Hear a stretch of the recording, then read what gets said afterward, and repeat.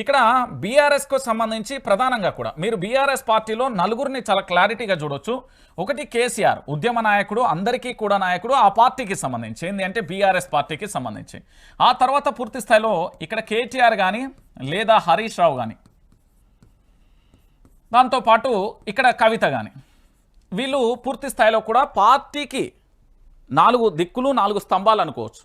ఎందుకంటే కేసీఆర్ ఆదేశాలను తూచా తప్పకుండా పాటించే వ్యక్తులు. సో బీఆర్ఎస్ పార్టీతో కొన్ని కార్యక్రమాలు చేస్తూనే జాగృతిని బలోపేతం చేయాల్సిన అవసరం వచ్చింది. ఎందుకు అంటే ఈ తెలంగాణలో పూర్తి స్థాయిలో కూడా ఇప్పుడున్న పరిస్థితులలో కూడా ఒకటి ప్రాంతీయ పార్టీ అవసరం అనేది చాలామంది కూడా గొప్ప గొప్ప మేధావులతో పాటు చాలామంది కూడా వాదిస్తున్న పరిస్థితి కనబడుతుంది. ఆ ప్రాంతీయ పార్టీ ఎవరి ఆధ్వర్యంలో ఏ విధంగా పురుడు పోసుకుంటుంది అనేది $1 మిలియన్ ప్రశ్న. అది ఎలాగైనా కావచ్చు. ఎందుకంటే ఇప్పుడు తెలంగాణ ప్రాంత ప్రజలకు ప్రాంతీయ పార్టీ అనేది అవసరం. ఏ విధంగా అంటే ఇప్పుడు ఇక్కడ పూర్తి స్థాయిలో బీఆర్ఎస్ పార్టీ 14 సంవత్సరాలు పోరాటం, 10 సంవత్సరాలు అధికారం, ఇప్పుడు మళ్ళీ అధికారం వచ్చే ఛాన్స్ ఇక్కడ మెండుగా కనబడుతున్నాయి, 100% కనబడుతున్నాయి. ఏ విధంగా కనబడుతున్నాయి అనేది కూడా నేను చెప్తా. ఇక్కడ ఒకసారి చూడొచ్చు మీరు. కాంగ్రెస్ పార్టీ పూర్తి స్థాయిలో కూడా తన యొక్క గ్రాఫ్ ఇది 2022-23 బిఫోర్ అండి. బిఫోర్ తన గ్రాఫ్ పెరుగుతూ వచ్చింది, ఒక్కసారిగా కూడా కుప్పగూలిపోయింది 2023 నుంచి.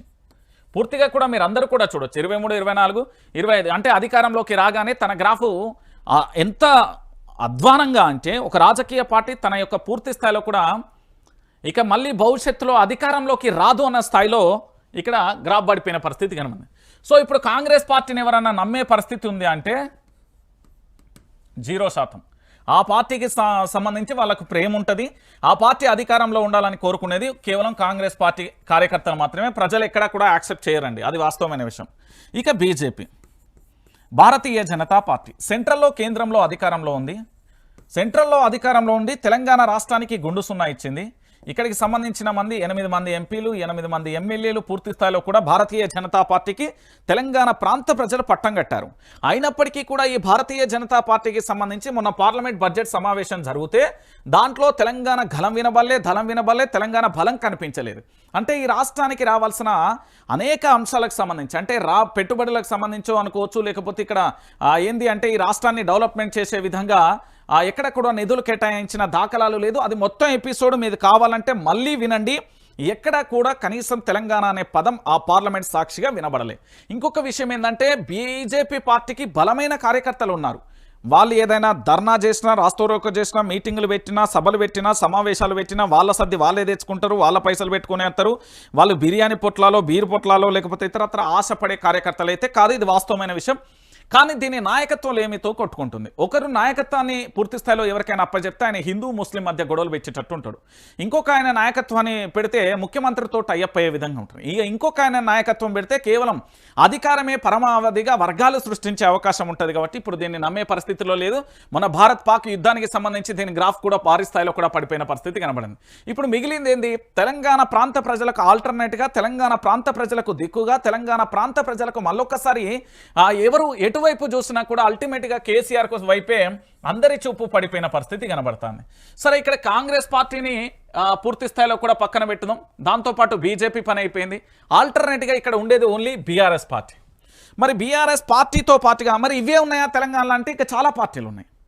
ఇక్కడ ఒకటి ఇదేది డిఎస్పి విశారదన్ పార్టీకి సంబంధించి, జిఎస్పి పార్టీకి సంబంధించి పాపం విశారదన్ ఏంది అంటే ప్రజలలో, గ్రామీణ ప్రాంతాలలో పేద మధ్యతరగతికి సంబంధించి, బహుపేద సంబంధించి గిరిజన ఆదివాసీ గూడాలలో తన ప్రయత్నం తాను చేస్తున్నాడు. ఎక్కడ కూడా ఆయన ప్రశ్నించే ప్రయత్నం చేస్తున్నాడు. ఇది ఓకే. దాంతోపాటు తెలంగాణ టీజేఎస్ అని ఉంది, కోదండరాంకు సంబంధించిన పార్టీ. ఇది మచ్చుకైనా కానవస్తుందా అంటే ప్రజా సమస్యలు ఇన్ని కనబడుతున్నా కూడా కనబడతలేదు. సో దీని పని కూడా అయిపోయింది. ఇంకా మిగిలింది ఏది? సిపిఐ. అంటే సిపిఐ కానీ సిపిఐ ఎంఎల్ కానీ అంటే కమ్యూనిస్టు పార్టీలకు సంబంధించి పూర్తి స్థాయిలో కూడా ఏమైపోయిందంటే కొన్ని కమ్యూనిస్టు పూర్తి స్థాయిలో కూడా మీరు కూన సంబంధించి పూర్తి స్థాయిలో ఆయనకు ఎమ్మెల్యే టికెట్ ఇవ్వడంతో అది కూడా రేవంత్ రెడ్డికి వత్తాస పలికే ప్రయత్నం చూడింది. సో కొంతవరకు కమ్యూనిస్టులలో 2 వర్గాలు, సిపిఐ కానీ సిపిఐ ఎంఎల్కి సంబంధించి ఒకరు క్వశ్చన్ మార్క్గా ఉంటే ఇంకొకరు కాంగ్రెస్ సపోర్ట్గా వెళ్ళిపోయిన పరిస్థితి. కానీ సో ఇప్పుడు ఇక్కడ మిగిలింది ఏంటి? తెలంగాణ ప్రాంత ప్రజల పక్షాన పోరాటం చేయాల్సింది కేసీఆర్కు సంబంధించి బీఆర్ఎస్ పార్టీ. మరి బీఆర్ఎస్ పార్టీ పోరాటం చేస్తలేదా అంటే చేస్తుంది. ఎట్లా చేసింది?